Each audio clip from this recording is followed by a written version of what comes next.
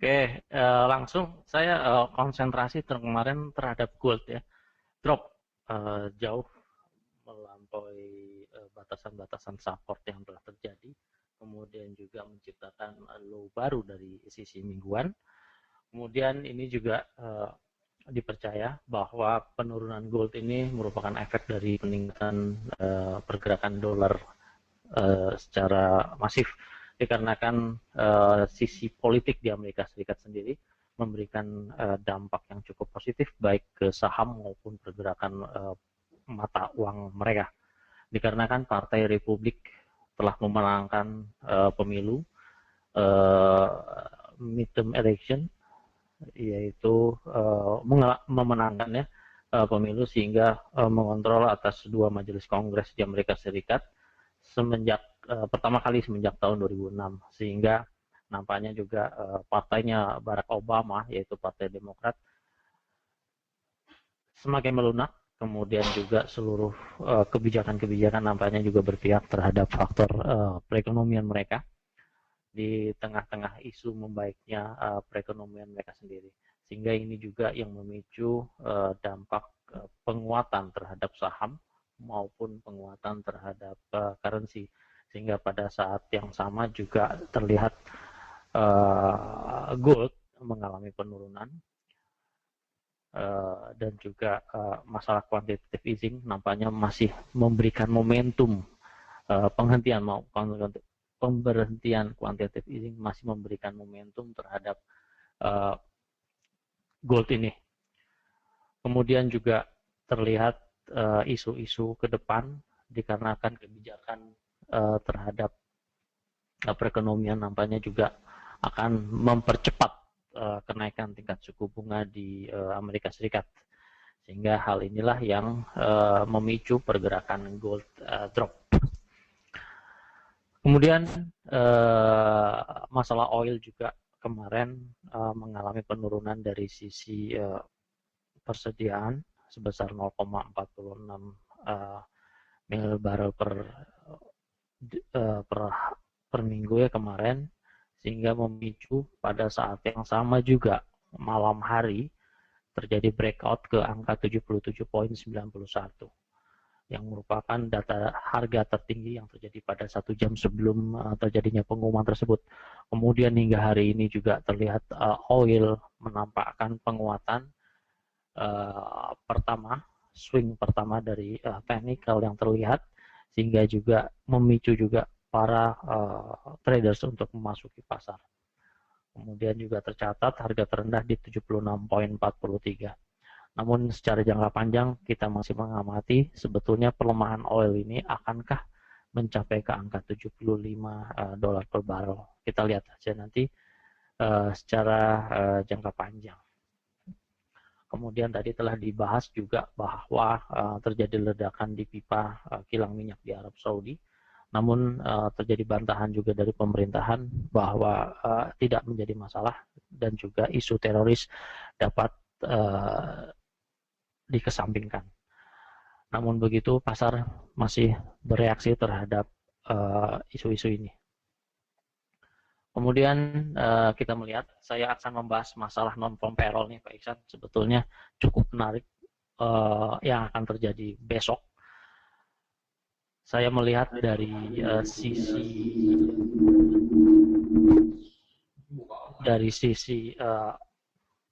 ADP ya, ADP yang terjadi kemarin juga cukup positif sebetulnya. Kemudian dari data-data yang ada, naiknya ADP membawa pengaruh juga naiknya data non-farm payroll private. Saya telah hitung ini sebesar mendekati angka 60%. Setiap kenaikan ADP membawa pengaruh terhadap peningkatan non-farm payroll juga. Dan ini data-datanya hampir, kalau kita melihat sekilas ya, bulan Oktober, bulan September 2013 membawa pengaruh juga ke bulan Oktober 2013 pada data-data non-farm payroll. Kemudian penurunan ADP membawa pengaruh juga membawa pengaruh pada bulan Desember 191.2 menjadi 86 pada data non-farm payroll private. Kemudian terlihat juga penurunan ADP bulan Januari 2014 terlihat di 121.2, ternyata naik di bidang non-farm payroll, namun begitu selanjutnya peningkatan dari ADP sebesar 193.1 dari 121.2 juga membawa pengaruh terhadap kenaikan non-farm payroll. Jadi ada beberapa data yang false terhadap ADP sendiri, namun secara garis besar, secara keseluruhan, secara statistik membawa pengaruh terhadap peningkatan maupun penurunan data-data non-farm payroll. Ini cukup menarik. Kemarin telah diumumkan peningkatan dari ADP dari 225 menjadi 230. Apabila kita melihat data-data ini, bisa diperkirakan juga bahwa non-farm payroll kemungkinan besar mengalami kenaikan meskipun forecast yang terjadi di beberapa situs mengalami penurunan. Dan satu lagi yang menjadi patokan untuk melihat data-data non-farm payroll adalah non-manufacturing PMI terhadap NFP private. Kita melihat di sini juga data-data hampir sama, menyerupai terhadap ADP National Employment yang terjadi. Namun probabilitas yang terjadi di sini sedikit lebih rendah daripada ADP. Namun begitu kita bisa melihat data ini juga menjadi acuan terhadap perkiraan terhadap data-data non-farm payroll yang akan terjadi besok. Dan kemarin diumumkan data untuk non-manufacturing PMI sedikit melambat di angka 57.1. Namun begitu saya melihat masih dalam taraf ekspansi di wilayah non-manufacturing PMI, yaitu masih berada di atas angka 50 atau 51 data indeks ini, sehingga masih cukup positif saya kira non-farm payroll untuk pengeluaran data besok hari. Kemudian saya melihat data-data juga berdasarkan data-data yang terjadi, pengaruh terhadap peningkatan dan penurunan data non-farm payroll bisa mempengaruhi, saya melihatnya ke euro dolar, karena fluktuasi yang sebagai contoh terbaik. Kemudian juga terlihat dari beberapa data tanggal 3 Oktober 2014, pengaruh positif terhadap data bulan sebelumnya, September ke Oktober, positif. Saya melihat selisihnya cukup positif, sehingga membawa pengaruh negatif terhadap pergerakan harga euro dolar. Kemudian dari seluruh data juga langsung mempengaruhi data-data terhadap dengan waktu 1 jam setelah data-data keluar. Pada tanggal 2 Mei 2014 juga terlihat secara acak kita melihat peningkatan terhadap data-data non-farm payroll membawa pengaruh yang cukup negatif juga terhadap penurunan terhadap euro, terhadap dolar. Dan sekilas kita melihat ini seperti ada di chart, data-data negatif pada bulan Agustus membawa pengaruh yang cukup signifikan, yaitu besaran sebesar 594 poin setelah data non-farm payroll dirilis. Jadi dolarnya memburuk, euro dolar dalam keadaan positif. Kemudian juga bulan September setelah sesudahnya juga terlihat keadaan terlihat di sini positif juga di 455 poin. Kita melihat bulan September dalam keadaan negatif untuk data non-farm payroll, perubahan untuk bulan lalu. Kemudian terlihat pada bulan Oktober kemarin ya, positifnya data-data non-farm payroll membawa pengaruh negatif terhadap euro dolar besaran sebesar 1.240 poin. Jadi kesimpulan yang didapat kita bisa melihat, mengingatkan kembali bahwa data-data non-farm payroll ini membawa pengaruh yang cukup signifikan terhadap perubahan harga. Dapat dipergunakan strategi, banyak macam strategi. Salah satu strateginya ada pengambilan posisi sell limit sell stop maupun buy stop terhadap swing terakhir yang terjadi sebesar 15 menit terakhir, ataupun kita bisa melihat dari data-data harga tertinggi dan terendah sebesar 1 jam ke belakang. Banyak macam dan banyak strategi yang bisa diterapkan di news non-farm payroll ini. Kemudian peluang market yang terjadi untuk hari ini, saya masih melihat Aussie dalam keadaan bearish, meskipun tadi pagi diumumkan dalam keadaan positif untuk data fundamental, ternyata hanya membawa pengaruh terhadap koreksi pergerakan harga langsung. Pada saat ini juga harga masih dalam keadaan downtrend di Australia dolar terhadap dolar maupun ke Australia dolar terhadap yen. Kemudian kita melihat juga bahwa tren panjang yang terjadi di Aussie masih dalam keadaan turun. Tadi diumumkan employment change-nya juga cukup positif sebetulnya ke angka 24,1 dari minus 23,7, namun begitu masih membawa tetap bearish candle terlihat secara teknikal. Kemudian unemployment rate juga terbaca dari 6,2%, tetap tidak ada pertumbuhan yang cukup berarti dari unemployment rate di Australia dollar terhadap US dollar. Kemudian di euro, kita melihat euro juga semakin tertekan setelah dolar indeksnya mengalami kenaikan. Kemudian juga keputusan terhadap ECB nanti sore juga nampaknya juga masih tetap sama terhadap tingkat suku bunga maupun yang lainnya. Namun begitu, kita melihat beberapa pelaku pasar melihat bahwa tindakan stimulus nampaknya juga semakin dekat untuk keputusan dari ECB. Sehingga kita melihat secara jangka panjang, jangka menengah maupun jangka pendek, euro masih cukup tertekan terhadap pergerakan dolar. Kemudian pound sterling, kemarin juga data-data yang terjadi di pound sterling sedikit mengganggu performa pound sterling. Kemudian secara mid term maupun long term pound sterling masih dalam keadaan turun. Dan gold, kita telah membahas di awal tadi bahwa gold tertekan disebabkan oleh dari beberapa fundamental dan juga peluang market yang terjadi untuk hari besok atau minggu ini tetap memanfaatkan data-data non-farm payroll.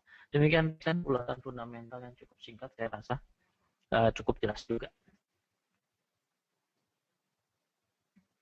Oke, Pak Dwi, bahasanya cukup jelas juga ya untuk non-farm besok hari. Kasian juga nih Pak Fauzi nih, besok membahas apa dia?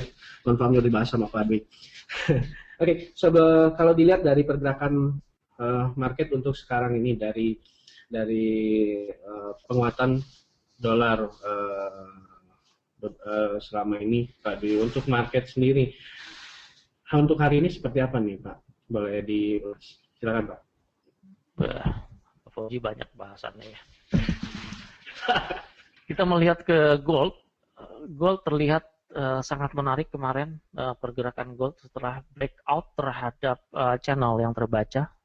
Saya pakai chart 4 jam karena chart ini cukup menarik untuk dilihat karena pergerakan mingguan juga terwakili dengan data-data chart 4 jam. Breakout terjadi di kisaran 1155.97 hingga saat ini. Apabila saya besarkan untuk dari sisi candle bisa dibaca bahwa sifat candle terus mengalami bearish rejection candle untuk pin bar yang terjadi. Saya besarin lagi.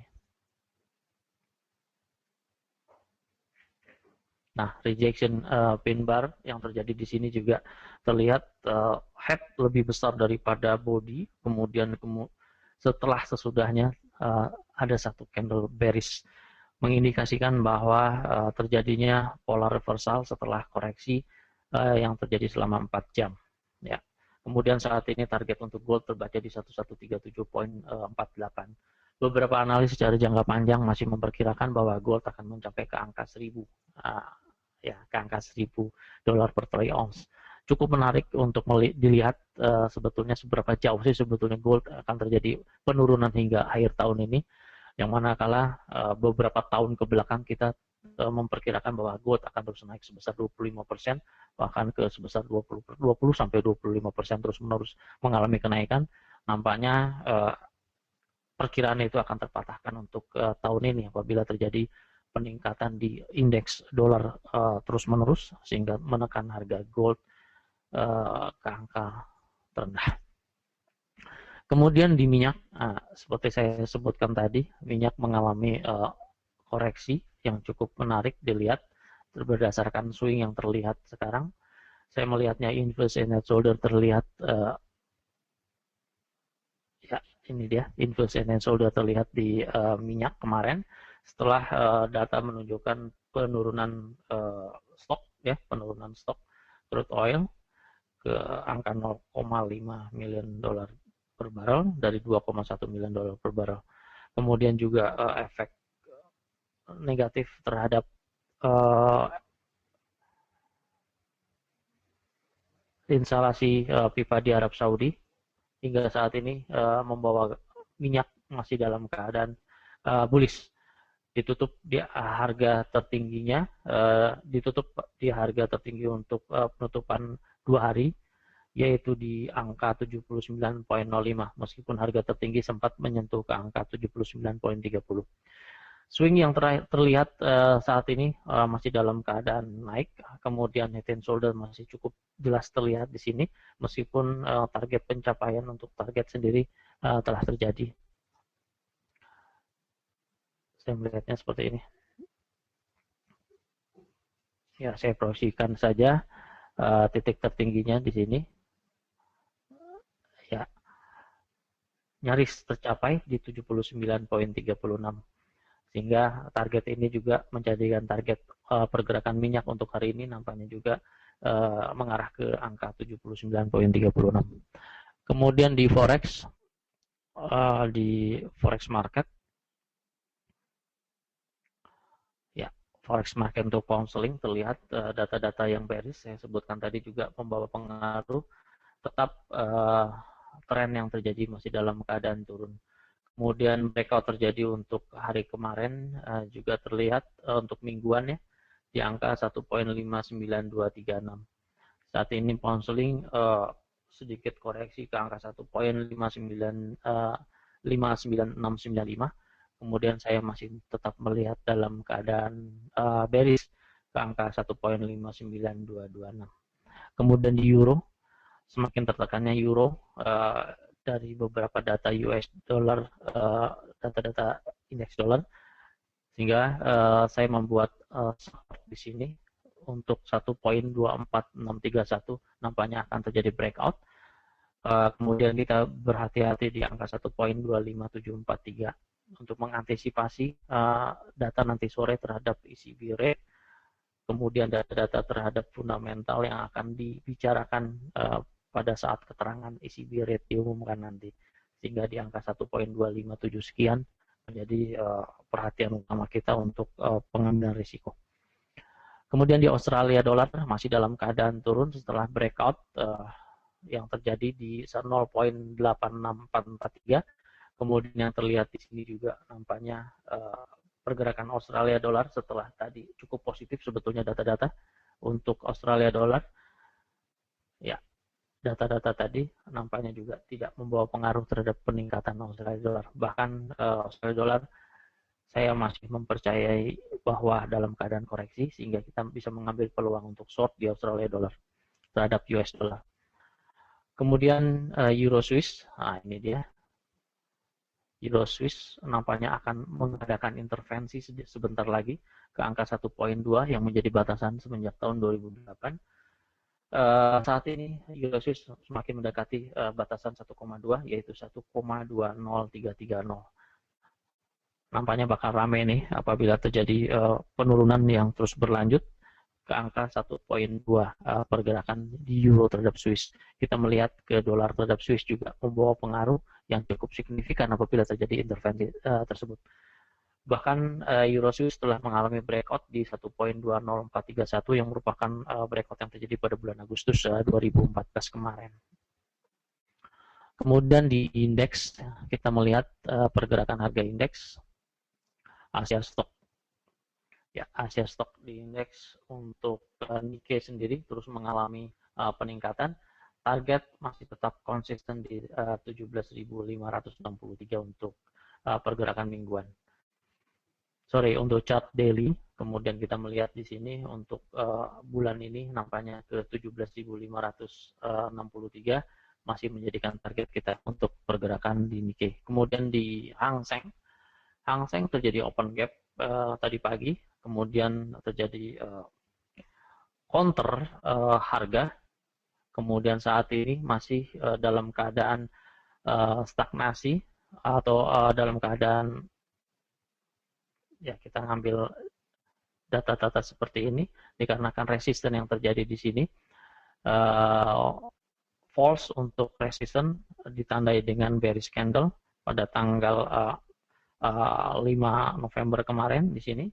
Kemudian kita melihat juga data untuk harga sendiri, rejection terjadi setelah breakout, kemudian terjadinya di harga tanggal 5 November juga jam 9.28 waktu Monex Trader juga membawa pengaruh terhadap peningkatan harga ini, sehingga harga resisten yang terjadi untuk hari ini tercapai di 23.793, kemudian dibalas lagi, di counter lagi dengan harga, sehingga target untuk jangka pendek di Hang Seng di 23.637 nampaknya juga akan tercapai sebelum kita melihat apakah terjadi rejection lagi di support yang sama.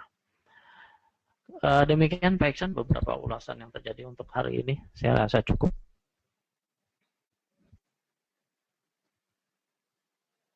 Ya, Pak Adi, terima kasih atas ulasannya. Ada sedikit informasi bahwa di currency Swiss franc bisa dilihat Pak, sedikit diulas. Ada informasi, ya dolar Swiss.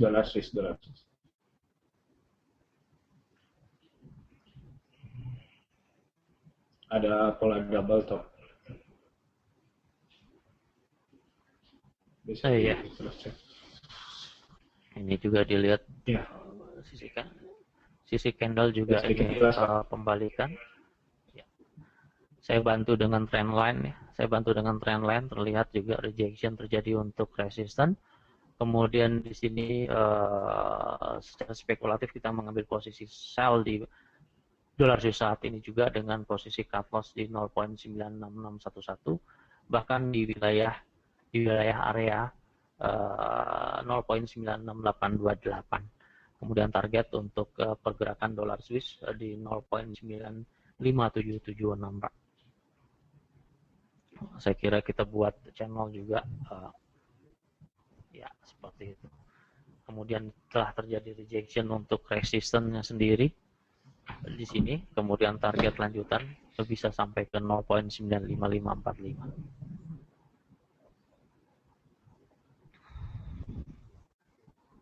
Ya, demikian bisa.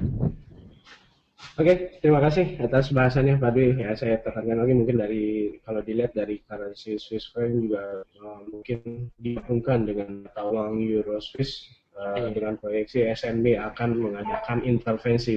Mungkin bisa dilihat juga dari sisi teknikal di Swiss franc tersebut ya, betul. Ya, seperti itu. Oke, kalau gitu saya sebetulnya di sini juga, namun kita bisa lihat pergerakan untuk daily ya, daily juga terlihat seperti ini. Oke, baik. Ya, terima kasih atas bahasanya Pak Dwi, baik itu dari fundamental, teknikal. Kalau kita lihat bahwa dari pergerakan market peluang sangat besar dan di beberapa currency sangat menunjung untuk baik itu untuk marketing ataupun nasabah untuk melakukan transaksi, karena peluang sangat besar di beberapa currency dan dibantu juga oleh data-data ekonomi yang menunjang pergerakan market, seperti halnya dari oil, dari dampak langsung isu kebocoran mengalami penguatan, dan juga ada datanya yang mengenai crude oil inventories-nya juga mengalami penurunan dan mendorong untuk oil mengalami penguatan. Dan penguatan US juga berpengaruh terhadap beberapa mata uang seperti Aussie, Euro, Pound Sterling, terus kemudian dari emas juga mengalami penurunan. Baik, saya rasa cukup untuk morning briefing pagi ini. Terima kasih untuk rekan-rekan yang sudah ikut dalam sesi morning briefing pagi ini. Saya akhiri morning briefing pagi ini, dan bahwa semua materi morning briefing kali ini hanya bersifat informasi saja dan tidak ditujukan sebagai sarana untuk membuat keputusan dalam trading, dan kami berusaha menyajikan informasi yang terbaik. Sekian morning briefing kali ini. Terima kasih atas perhatian semuanya. Selamat pagi dan selamat beraktivitas.